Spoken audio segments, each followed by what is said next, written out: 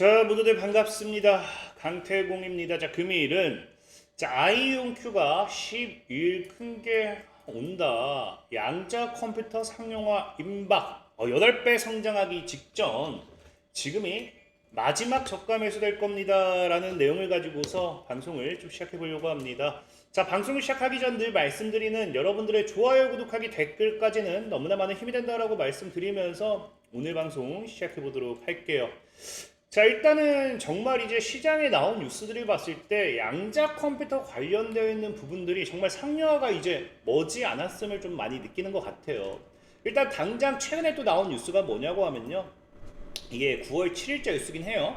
그래서 지금 보다시피 양자 얽힘 범위를 뭐 했다? 17배 확장했다 라고 이야기를 하거든요. 그래서 이번 여름 네이처 공학 있는 학술지에 라이트 사이언스 애플리케이션에 게재된 논문에서 이들은 하버드 대학교와 미시간 공과대학교 그리고 스페로 퀀텀과 협력하여 양자 컴퓨팅 개발에 기여했다 라고 하는데, 그게 뭐냐고 하면은 지난 20년 동안 이 전 세계 과학자들이 굉장히 관심을 끌었던 것 중에 하나고요. 지금 중요한 거는 굴절율이 0에 가까운 매질에서의 초복사 현상입니다 라고 얘기하는데, 제가 저희도 얘기했죠. 우리가 양자 컴퓨터 관련되어 있는 기업을 투자하는 데 있어서 양자 컴퓨터를 직접 개발할 게 아닌 이상 이런 물리학적인 이런 굉장히 복잡한 용어 이런 것들까지 다 이해할 필요는 없습니다. 여기서 중요한 건 뭐냐고 하면요, 0에 가까운 굴절율을 원자 위치 사이의 엄격거리를 완화하는데 이를 통해서 중요한 게 뭐가 되었다?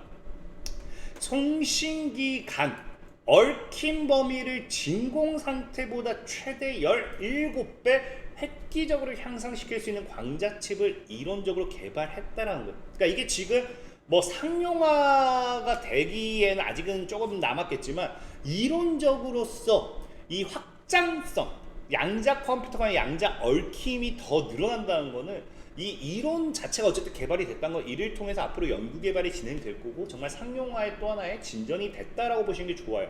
그래서 지금 어쨌든 이게 중요한 게 뭐냐고 하면요, 여기도 나오다시피 그 거리, 그러니까 진공 상태에서 범위가 17배 늘어났잖아요. 그러니까 이게 왜 중요하냐고 하면은 지금까지는 이제 여러분들 아시겠지만 우리가 양자 컴퓨터를 얘기할 때 이 연구소나 데이터 센터 같은 한 공간, 한 장소에 극한이 돼요. 그래서 이 안에서만 할 수 있다. 연구 개발하는 게 아니라 이를 통해 가지고 한 대 양자 컴퓨터가 아니면 양자 컴퓨터 특정 몇 대가 될 수도 있고 바로 옆에 있으니까 이 하나에 대한 부분, 그래서 신약 개발이면 신약 개발, 신소재 연구, 시뮬레이션, 하나에 대한 부분에만 있어서 연구 개발을 하는 초고성능 계산기 같은, 그러니까 슈퍼컴퓨터 같은 이런 부분이란 거예요. 근데 이번 이 범위, 양자 얽힌 범위를 통해서 뭐가 이제 가능해졌냐? 장거리에서도 안정적으로 구현을 할 수 있게 되는 거예요. 그러니까 이제 기존에는 한 대 컴퓨터가 한 장소에서 이제 하나의 과제를 풀었다라고 하면은 이제 서로 이 얽힘, 그러니까 우리가 블루투스 같은 거라고 네트워킹 이제 그냥 생각하면 되겠죠. 그러니까 서로가 한다? 연결이 되는 거. 양자 얽힘이라는 거 말 그대로 양자가 서로 이렇게 얽혀서 하나의 이런 문제를 해결하는, 서로가 하나가 되는 그런 거겠죠. 그런 건 알고 있잖아요. 그래서 지금 뭐가 된다? 서로가 이제 먼 거리에서도 연계가 돼서 하나의 과제를 푼다. 그러니까 우리가 쉽게 생각하면은 우리가 과거에는 우리가 이제 영상 통화라든지 화상 통화 이런 게 없을 때는 혼자서 과제를 집에서 풀어야 됐어요. 근데 지금은 뭐 하게 된다? 화상 통화를 통해 가지고 모두가 연결이 돼서 하나의 과제를 풀게 되는 거예요. 그러니까 굉장히 속도라든지 이런 것들 빨라지겠죠. 결과값 도출 그런 것처럼 이제는 더 먼 거리, 굳이 한 장소에 국한되는 게 아니라 다양한 거리에서 이런 양자 통신 네트워킹이 가능해진다. 그래서 속도라든지 이런 것들이 더 가속화된다 라고 보시면 좋아요. 근데 이렇게까지 얘기하면은 많은 분들이 착각하는 게, 지금 시장에 이미 양자 통신이라는 부분은 있습니다. 이런 부분이랑 헷갈리는 분들도 있을 거예요. 보면 실질적으로 과거의 이런 뉴스들만 봤을 때도 기존 인프라를 이용해 최초로 양자 메시지를 전송한다 이런 이야기가 나오잖아요. 여기도 나오는 게 도시바 유럽은 오늘 새로운 코이어런트 양자 통신 기술의 세계 최초 시험 성공 사례를 발표했습니다. 그래서 우리 여러분들 알다시피 뭐 우주 양자 통신, 뭐 최근에 이제 우주선에 이런 양자 관련된 부분을 통신을 쏘아 올려가지고 성공했던 사례들, 중국 같은 경우도 성공했고 이런 것들 보신 분들 많을 거예요. 근데 이게 지금 무슨 차이냐고 하면은 이전에 이런 이 양자 통신에 있어서 한 거는 양자 키 분배요, 키 분배. 그러니까 양자 키 분배라는 거는 전형적인 이제 키에서부터 좀 이제 인식이 뭐 좀 생각이 들겠지만 우리나라 SKT, KT 뭐 이런 기업들도 양자 키 분배 이야기 많이 하잖아요. 그러니까 이거는 보안의 영역이에요. 양자 얽힘과 새로운 문제를 해결한다 이게 아니라 보안의 영역이라는 게 뭐냐? 말 그대로 이제 양자 키 분배를 통해서 안전하게 주고받는 정보 자체를 주고받는 게 아니에요. 그러니까 단순한 보안 키 자체를 이렇게 주고받는 게 양자 보안 통신 기술이라고 표현하다 보니까 이거를 지금 솔직히 말씀드리면 많이 헷갈릴 수도 있어요. 근데 이제 이거를 우리가 어떻게 설명해야 되느냐? 양자 컴퓨터 자체는 양자 컴퓨터. 그러니까 이거는 슈퍼컴퓨터의 그냥 업그레이드 버전이라 보시면 좋아요. 슈퍼컴퓨터 업그레이드 버전. 슈퍼컴퓨터보다 양자 우위를 통해서 더 많은 것들을 구현하고 더 빠르게 계산하고 이런 것들이니까. 근데 양자 보안 키 분배는 양자를 활용해서 뭐 한다? 필수적인 이제 은행 간의 뭐 비밀 송금 키를 전달한다든지 아니면 이제 군사정부 기밀 이런 통신에 대한 부분을 핵심적인 것들만 키 보안으로 해서 전달한다든지 그러니까 뭐 데이터 센터 같은데 안전 네트워크 보안으로 활용된다든지 이런 거예요.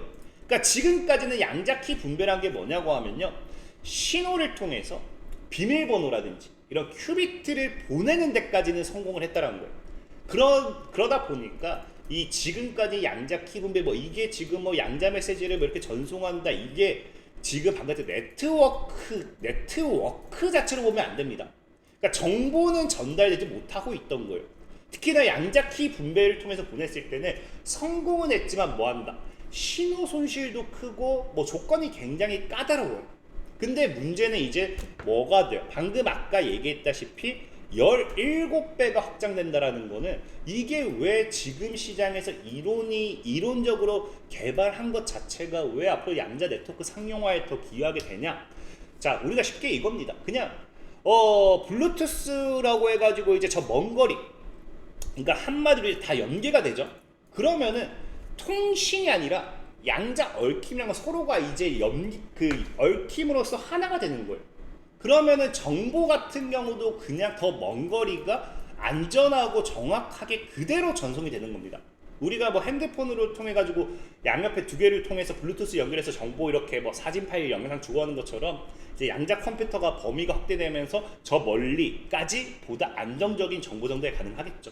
그러니까 뭐 우리가 지금 꿈꾸고 있는 양자 통신, 이런 우주 양자 통신 이런 것들도 충분히 가능하게 만든다는 거예요.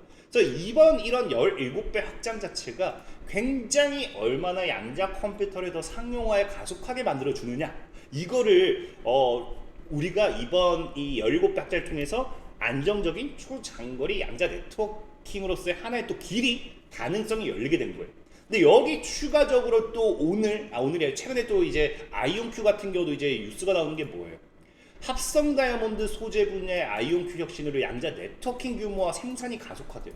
그러니까 지금 시장이 점차 양자 네트워킹 분야가 더 성장하고 가속화된다는 건 이게 상용화가 진짜 머지 않았다라고 보시면 좋습니다. 그래서 지금 보다시피 이런 뭐 합성 다이아몬드 관련되어 있는 부분, 그래서 광자 상호 연결을 구축하는데 핵심적인 구성 요소이기 때문에 이러한 발전이 굉장히 중요하고, 이번 뭐 혁신 뭐 이런 네트워킹 업계 선두주자인 아이온큐가 이번 이걸 통해서 뭐 하겠다? 최근에 이제 이게 중요한 거예요. 이번 혁신, 이 생산, 대량 생산을 통해서 일관되고 고성능의 시스템을 대량 생산할 수 있게 된다는 겁니다. 그러니까 이제 그 양자 컴퓨터라는 게 여러분들도 이렇게 사실은 뭐 엄청나게 급격하게 이런 성장 속도가 따라오지 못한 부분이 기술적인 부분도 있어요. 근데 문제는 뭐냐고 하면은 양자 컴퓨터가 사실은 이제 장비 하나하나가 너무 비쌉니다. 장비가 너무 비싸고 이게 뭐 대규모 확장이 그러다 보니까 좀 어려운 부분이 있어요. 근데 방금 여기서 얘기했다시피 상업용으로 찍어내면서 대규모로 찍어내면서 이 양자 네트워크 컴퓨터들에 대한 부분이 보다 상용화에 또 가속화에 이르게 된다는 거겠죠. 그러니까 지금 우리가 기대해 볼 수 있는 거는 이런 것들이 어찌 보면요, 시장이 봤을 때 양자 네트워크 통신 시장 규모만 봤을 때 24년부터 해서 약 8배는 성장할 거다라고 이제 이야기를 하고 있어요. 26년부터 32년도까지는 연 성장률이 25%를 이룰 거다라고 이야기를 하고 있는데, 이 부분 역시도 뭐가 된다? 보다 가속화될 수 있다는 거겠죠. 이게 24년도 기준을 지킨다는 건 24년도에 이게 나왔던 이 자료겠죠. 그러다 보니까 시장 규모가 정말 이 8배라는 부분이 보다 빠르게 다가올 거고요. 그러면 2032년도에 갔을 때는 8배가 아니라 10배, 20배 이상도 벌써 성장할 수 있다는 거예요. 그래서 이게 지금 최근 이런 양자 네트워크 통신에 대한 새로운 기술이 나오고, 새로운 기술이라기보다 아까 얘기했다시피 20년 동안 과학자들이 이걸 생각했던 것들이 뭐가 되었다? 이제 이론적으로 입증이 됐고, 이제 이런 것들이 연구 개발에 들어가기 시작하고, 상업용을 위한 이제 대규모 이런 칩 같은 거를 생산에 들어가고, 그래서 이런 것들이 뭐가 된다? 양자 네트워크 시장의 가속화를 가지고 올 거다. 특히나 아이온큐 같은 경우는 최근에도 뭐 했어요? 이 카펠라 스페이스를 인수를 했잖아요. 그러면서 우주 기반 양자 통신에 대한 비전을 발전시키겠다라고 이야기를 하고 있어요. 그래서 이 당시도 얘기한 게 뭐냐고 하면요, 이런 위성 인프라 양자 기술을 통합해서 이제 네트워킹 및 생식 성장 벡터 위한 플랫폼 역할도 수행하면서 네트워크 시장에 대한 성장 가속화를 이야기하고 있었습니다. 그렇기 때문에 카펠라 스페이스를 인수했던 부분도 있고, 근데 지금 아까 얘기했다시피 이런 가속화 속에서 칩 대규모 생산이라든지 이론적인 부분이 입증된 것은 굉장히 긍정적인 부분이겠죠.